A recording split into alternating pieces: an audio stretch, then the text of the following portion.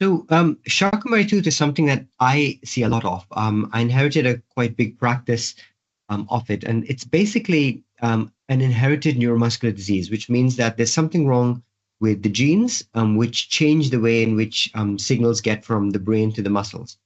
And over time, that causes various patterns of deformity. Now, that's something which people are born with. So if you have it, you'll probably know, although not everyone is always diagnosed. And it's often called CMT.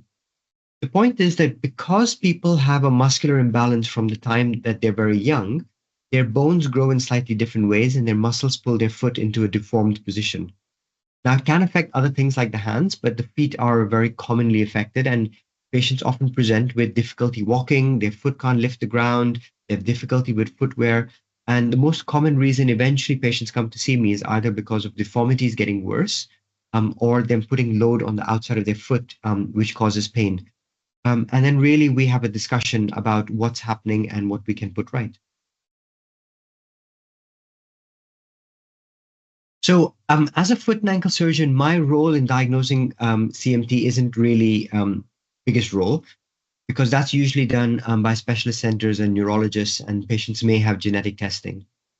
However, my role is often to see how the CMT is affecting people. And sometimes we do see people who haven't got a diagnosis, and we can pick up the signs and say, oh, by the way, you need further investigations, which may involve nerve tests, muscle tests, as I mentioned before, genetic testing.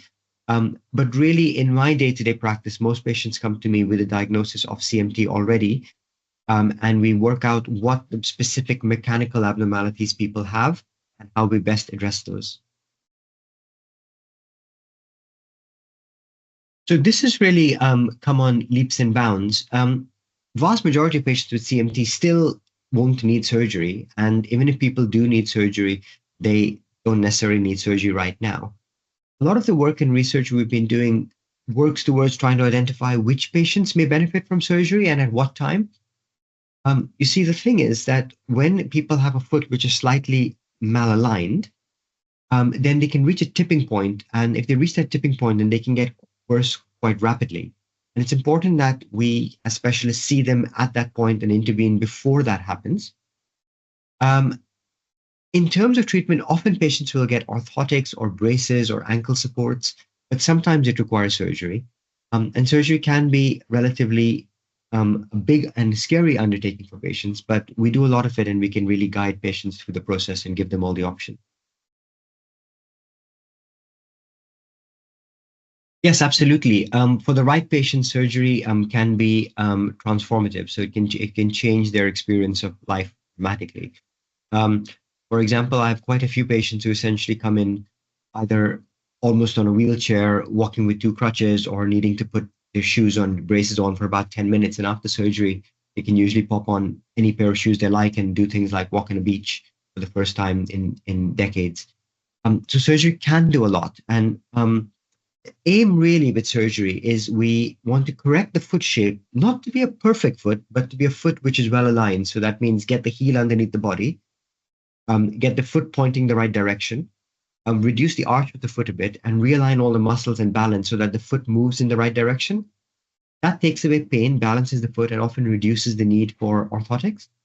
The problem is obviously surgery takes a while to recover from, and it can be a few months, up to a year, for them to get the best benefit from it. But you can expect a bit of improvement in balance, improvement in foot shape, improvement in strength, and most importantly, it should stop the deformity getting worse over time. But that's still a very exciting area for us because we're doing a lot of research, and a lot of my personal research is focused into this. So that's an interesting question. There are many different types of CMT. There may be about 60 different types of CMT, and all of them behave slightly differently. Even within families, siblings, or parents and children, they can have the same type of CMT and they can present very differently.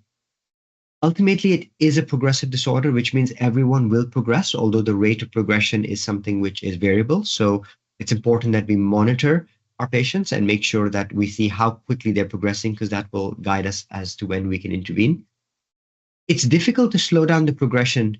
There is a little bit of research we're looking at to try and see if we can introduce novel therapies to try and enhance muscle function. So that doesn't necessarily slow down CMT, but it may slow down the effects of CMT. But that's very much in the research phase, and I know that there's other work going on as well. But at the moment, it's still very much a aggressive disorder, which needs to be monitored and followed up.